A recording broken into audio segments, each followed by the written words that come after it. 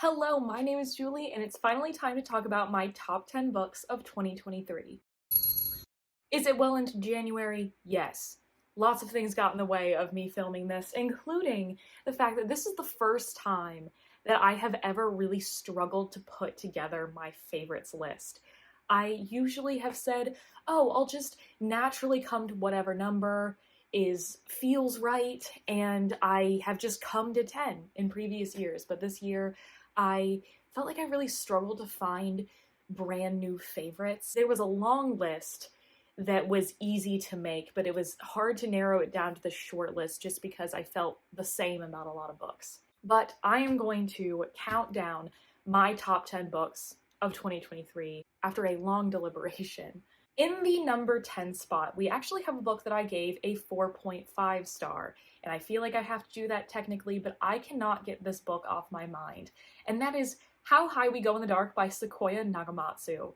This is a literary sci-fi dystopian about a plague that is unleashed from the Arctic Circle from an excavation, and it ravages the world. And in 14 short stories taking place over decades and hundreds of years, we see how society is shaped because of this plague. Each of these short stories are very interconnected. I took notes while I was reading this book. This is one of the most emotionally potent books I've read in a long time. The first several stories are so upsetting as we actually see the plague itself, how it is affecting people, particularly children, and it is so hard to read, which makes it really hard to recommend and was a reason why I wasn't going to put it on this list at first, but I just cannot stop thinking about this book and how well constructed it was. I love an ensemble piece, and this puts so many small little connections between all the characters. Almost every single character you see is going to have a connection to somebody else somewhere in the book, and I made a giant list of all of those that I found, and I put it in my full review of this book. The first few stories of this are we see the plague actually get unleashed. Then we see the first rounds of it going through humanity and how many people are dying and how it's affecting people directly. And then as the book goes on, we see how our relationship with death has changed after this and how there are long-lasting changes that are occurring in society because of this. And I just thought it was so remarkable how this was done. I really liked a lot of the characters, but the reason this got a 4.5 is because this is a short story format, so some of the stories are simply stronger than others. The first several of them are perfect, and then right around that 75-80% mark, we have a dip of some stories that just didn't feel as important or emotionally potent, like I said the rest of the book was. So this book is extremely hard to read because it has some really upsetting content, so please look into the trigger warnings of this book before you read it. But even though I don't want to give it a full 5 stars because some of the stories aren't as strong, I just cannot stop thinking about how good this book is. So that is what made my number 10 spot. At number 9, I actually have a romance, and it was the last book that I read in 2023, and that is Lovelight Farms by B.K. Borison. I am a relative newbie to romance, and it's really hard for me to give a romance book 5 stars, but this one, subjectively, was just everything that I wanted from it. It was a 5-star prediction for a long time. This is about our main character, Stella, who runs a Christmas tree farm, and the farm is going to go under. There are so many things that are going wrong, and she really needs the money, and so she signs up for a social media competition for small businesses so that she can win the grand prize and get some money. But she sees that a lot of the people who have won this competition in the past are couples, so she decides to lie with some wishful thinking, saying that she runs it with her boyfriend. Thing is, she doesn't have a boyfriend, but she does have her best friend of a decade who she has been in love with the whole time and just hasn't done anything about it. And so she gets him to be her fake boyfriend in this small town where word gets around very quickly. I absolutely love these two together. So this is a friends to lovers. It's not as much fake dating in that they go around and having to pretend to be dating in front of other people. It's more these two finally confronting their feelings for each other. I just loved how domestic these two are together. I love their dynamic. There's so much pining, and I really liked the development of our main character and how she needs to learn to ask for help and accept change. There's a lot of things that she's in denial about. Throughout the book, we get to actually see her accept a lot of things that are in her life. The intimate scenes I thought were really great, and I liked how they were paced throughout the book, how they are slowly acknowledging how they want to be together, and I just had so much fun gushing over this. It's also my favorite color, so that gives it extra points. So this was my favorite romance I read this year. Even though I didn't read that many, I think I'm finally finding like my niche of romances that I want to read. Also, I do want to mention that this is supposed to be mistletoe on the cover, but the berries are red. That's not correct. Mistletoe's white, and they put holly berries on a mistletoe plant. But whatever. Then in the number 8 spot is a book that would have made my top 3 were it not for its sequel, and that is Daughter of the Moon Goddess by Su Lin Tan. I listened to the audiobook of this at the beginning of this year, and I could not stop thinking about it. This is a YA fantasy that can be approached by adults that is inspired by Chinese mythology. Specifically, our main character, Xinyan, is the daughter of the moon goddess Chang'e and the warrior who shot down the 9 sons. And Xinyan is a secret. Her mother has been sent away into exile, and she has been secretly living with her mother since she was born. And when other people find out that she actually exists, she runs away and is trying to make a life for herself and meets the prince, son of the people who actually sent her mother into exile, and they become friends very quickly. And this is just kind of a long-spanning thing of Xinyan trying to work to get the emperor's favor so that she can save her mother from exile. The way that I've pitched this book is Mulan meets Cersei. It is a slow-paced book that takes place over a long period of time of our main character getting to know herself and learning different skills of her, educating herself, and also becoming a great warrior. She's very duty-bound, and that's something I really respect about her trying to save her mother is always her ultimate goal. And she's struggling with how much can she sacrifice of her own happiness in order to get this. She is just one of the best protagonists that I've read in a long time, particularly in YA, where I've really struggled with some of the characters. And I loved her relationships with all the people that she interacts with.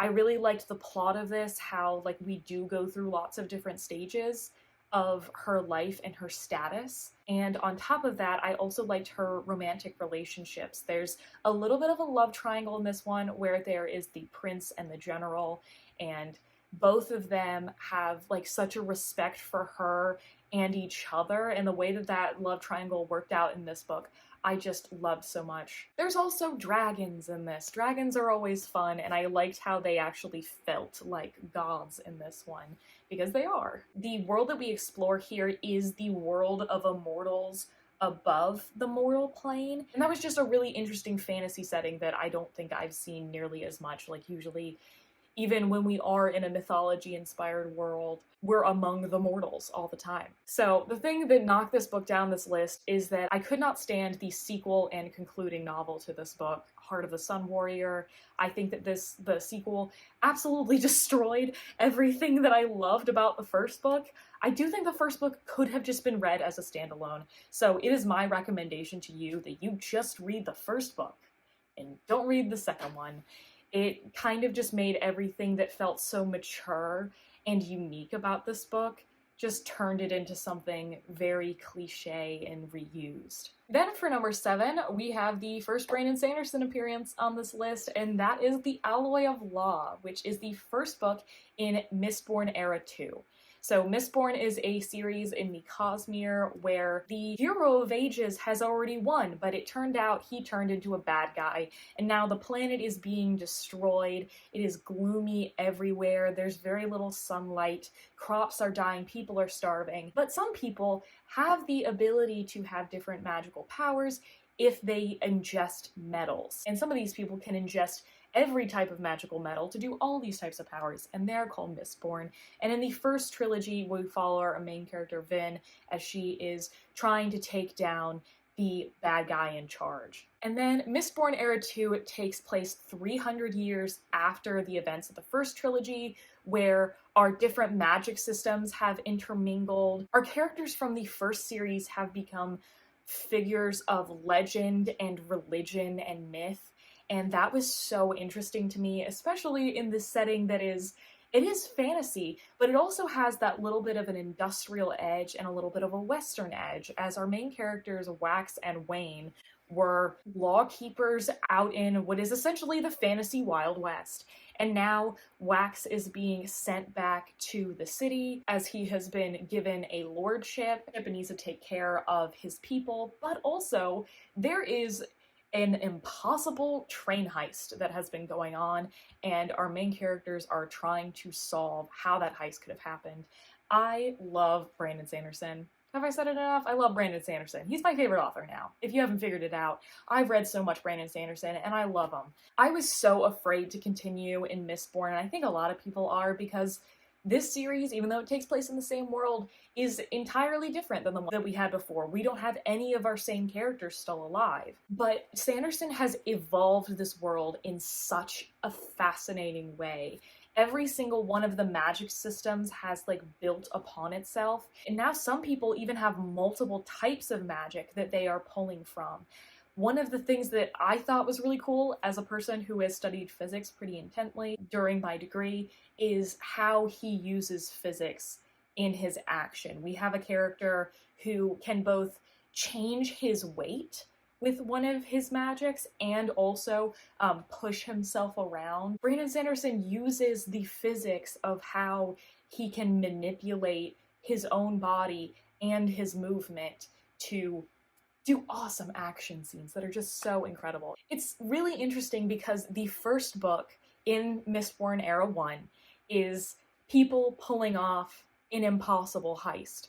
And in this book, it is people solving an impossible heist. And I just thought that was a really interesting reversal on the first book. So Mistborn Era 2 is 4 books, and this is shorter than the other ones and also more lighthearted, as our main characters are being introduced to this city and new people like Marasi, who is a scholar and a big fan of Wax and Wayne, and she just wants to learn all she can from them so that justice can be brought all across the land. And I just loved how they interacted with each other. The humor and banter was great, and I just can't wait to learn more about these characters and how they are going to interact with each other in the future. I know that the future books in the series are more serious, and I'm very excited for that development. Then the number 6 book on my list was actually a book that we read for our book club, or actually How High We Go in the Dark was a book club pick for our dystopian hand, but number 6 was a book that we read for our Greek mythology theme, and that is 1,000 Ships by Natalie Haynes.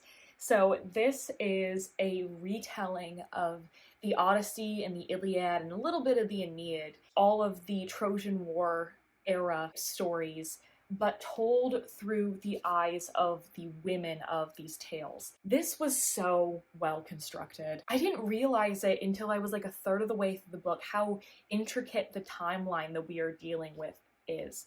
So the book begins with the burning of Troy. And from there, it splits into 2 timelines. Some women, we are seeing the aftermath of the fall of Troy, and we follow that in a linear timeline.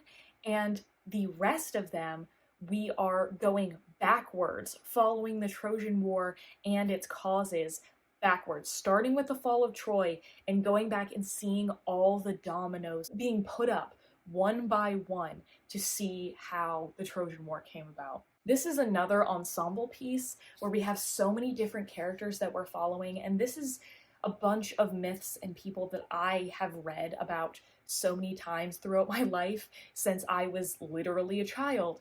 And I thought that Natalie Haynes does such a good job making this story feel brand new. All of these women feel so real, even when they are goddesses or in not very realistic situations, because this is mythology. I have been a lifelong Greek myth lover.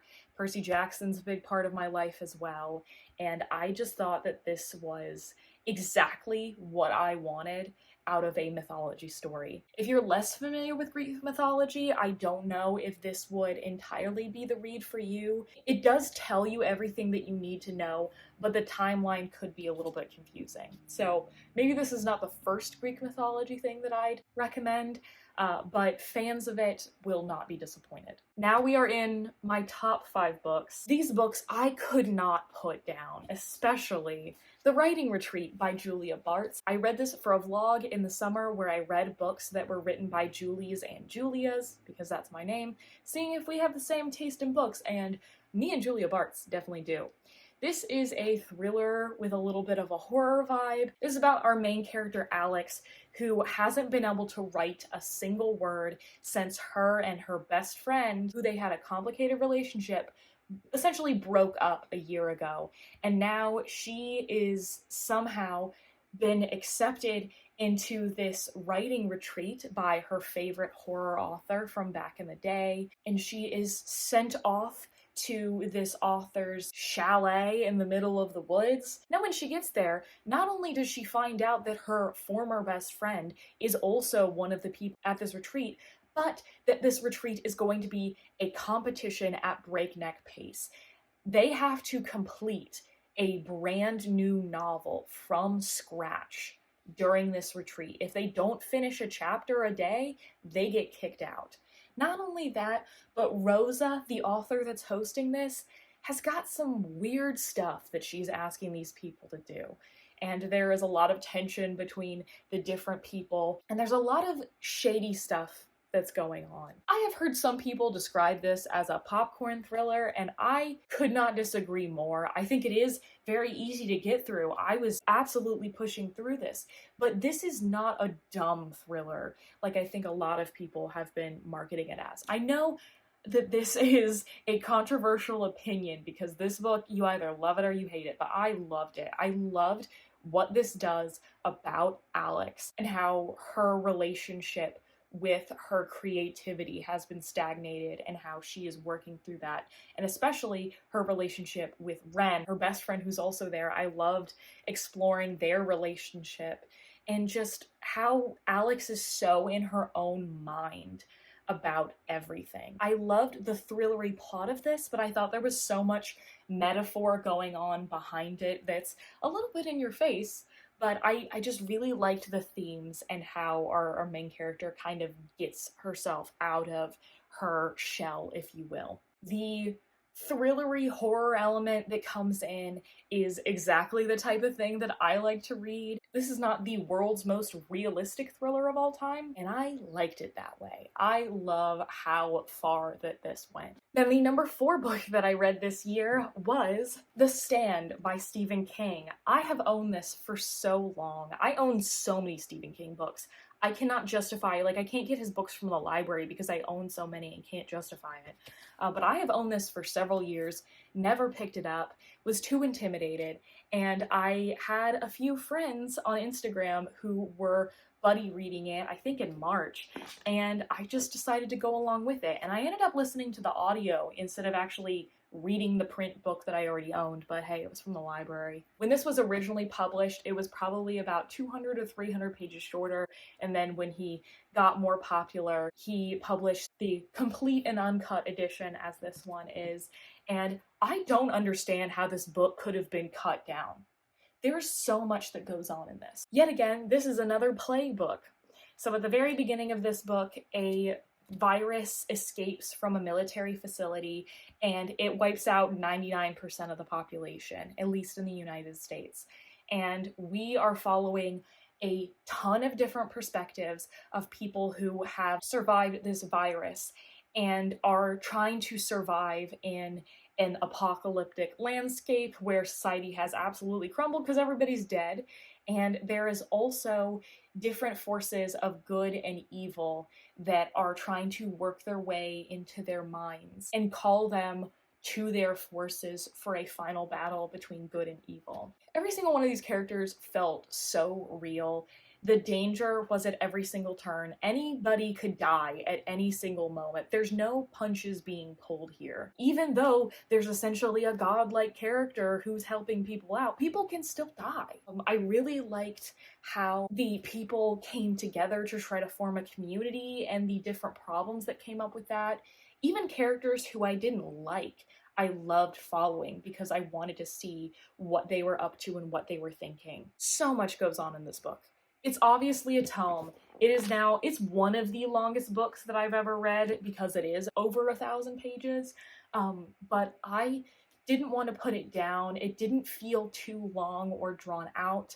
Everything felt important.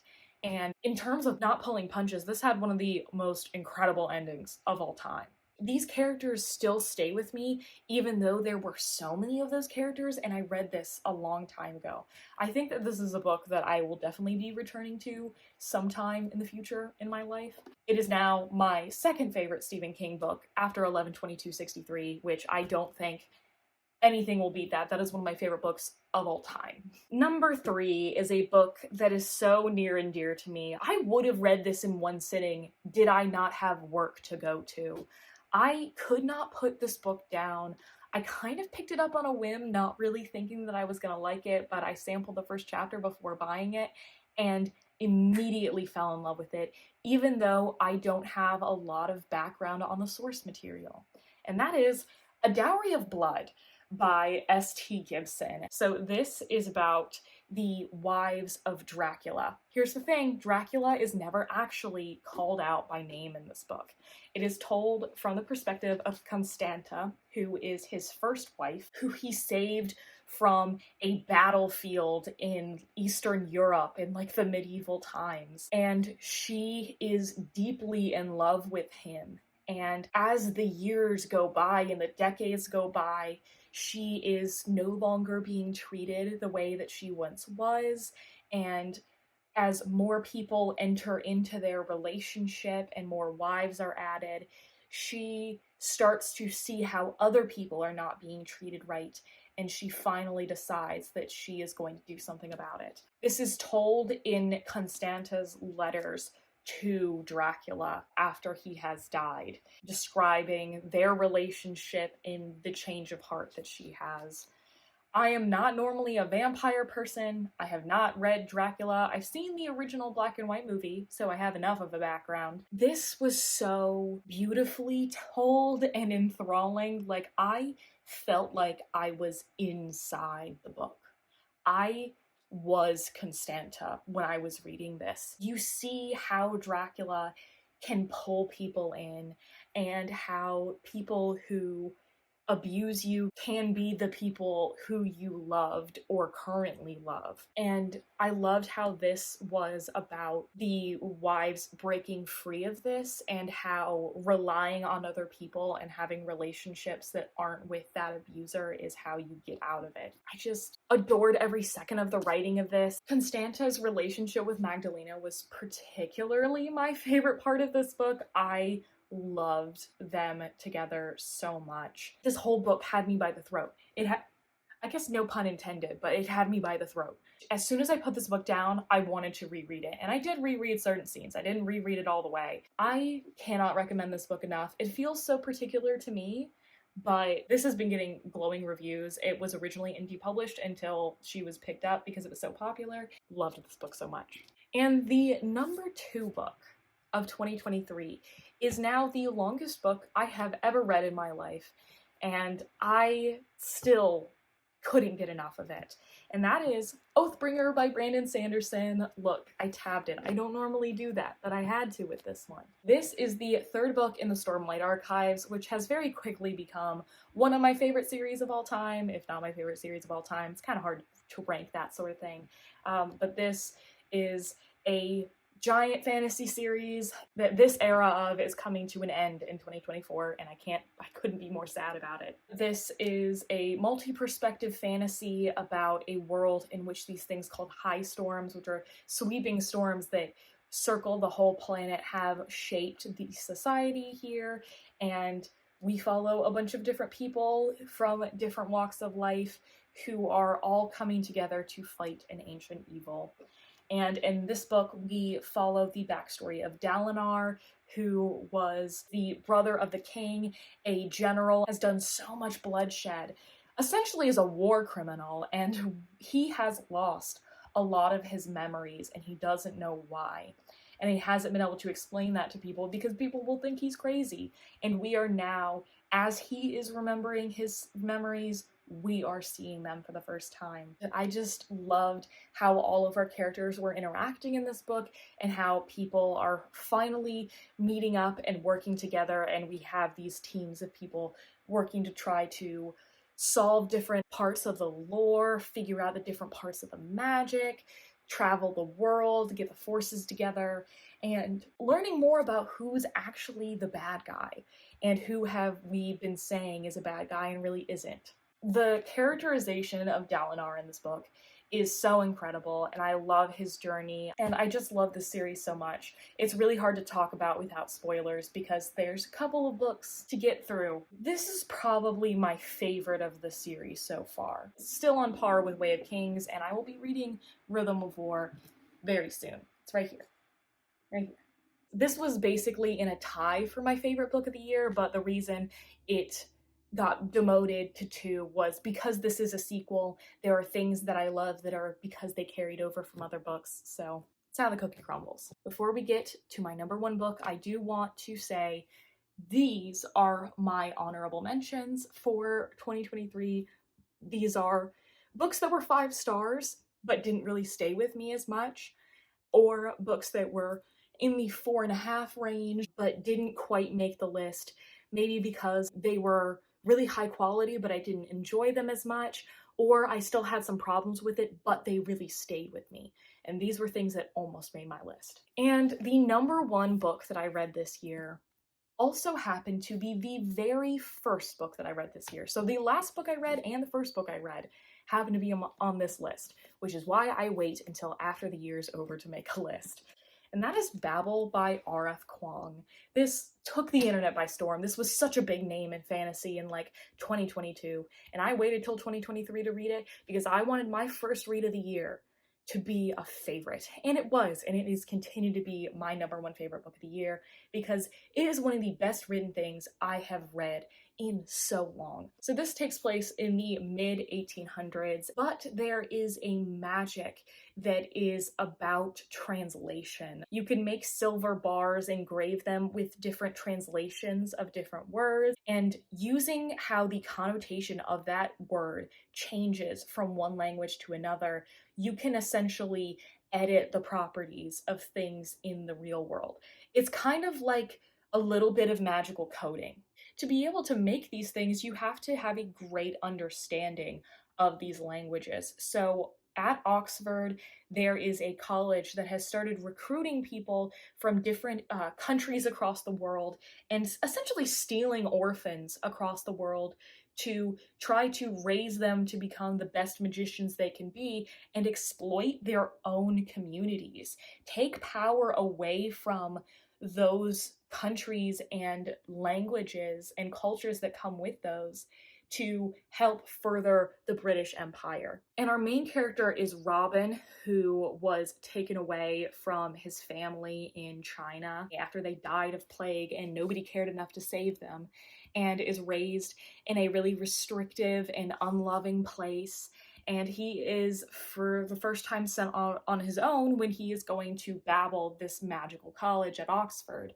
And he is with a group of other people who have also been taken from their homes in order to be the best magicians they can be. At first, he finds solace in this place where he finds others that are like him, even in such a rich and white and British place such as Oxford. He finds solace in these other people, but he starts to learn more about how the sausage gets made and how this college is an active force in colonialism and is harming other people, especially people that are just like him.